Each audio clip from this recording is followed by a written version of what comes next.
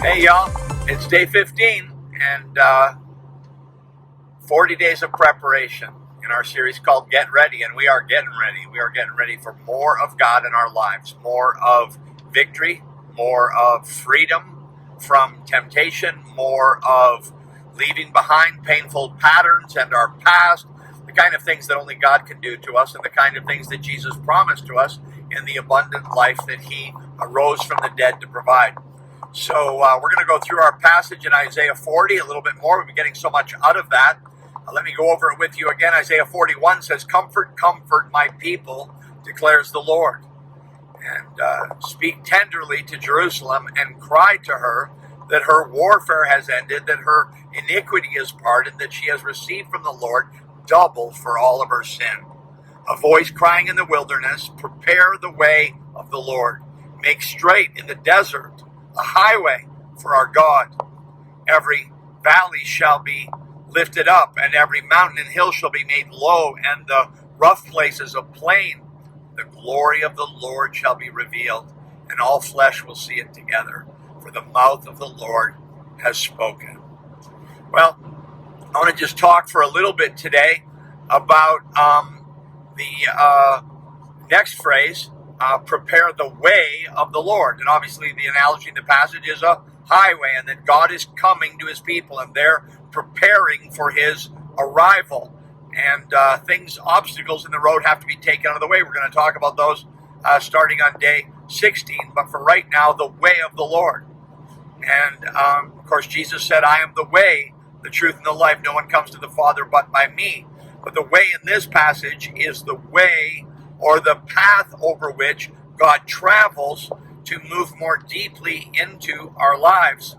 I think it was the prophet Hosea, was it, who said, "Be not unwise, but understand, for the ways of the Lord are right." Years ago, I preached a sermon on 2 Kings chapter 4 called "The Way God Works," and God has His ways.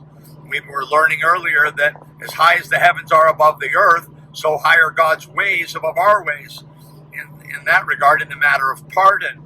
But in 2 Kings chapter 4, there's a man and a woman who are in the school of the prophets under Elisha, and they're training for the Lord's work. And the husband just dies, flat out dies.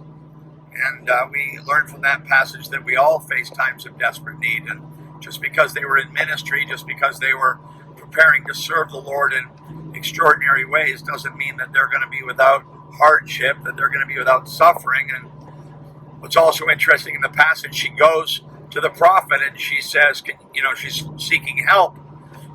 My husband is dead. The creditors are coming to take my sons to be slaves. And of course, the Old Testament provided that children could be sold for unpaid debts. Thankful we don't live in that day today.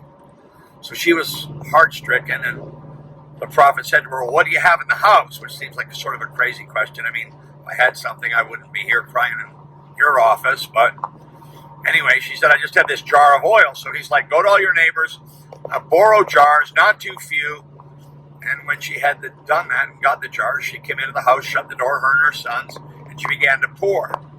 And as long as there were jars, it says the oil kept flowing. It was some kind of oil that they could sell for value. And interestingly, I preach from that one of the ways of God is that we all face desperate need. Another one is that God does only what we can't. I mean, He could have given her that oil in 1,000 different ways, but He decided that she had to work for it. She had to use what she had, and she had to bring what she had. And the final point in the message, it says that when there were no more vessels, the oil ceased. And I love to quote Alexander McLaren on that passage, who says that God keeps giving Himself as long as we keep bringing that into which God can pour Himself. When we stop bringing, God stops pouring. So, why don't you think about that on this day of preparation, and what empty places in your life are you holding up to God that He can? What empty places are you making ready for God's Spirit to flow more fully and more deeply in your life? I'm driving up Highway 57 right now. It's one of the highways in Illinois, and we're going to prepare the way of the Lord. We're going to remove the obstacles to God moving in these powerful ways in our life. So we're going to get to work on that next time, but just until then, just pray today.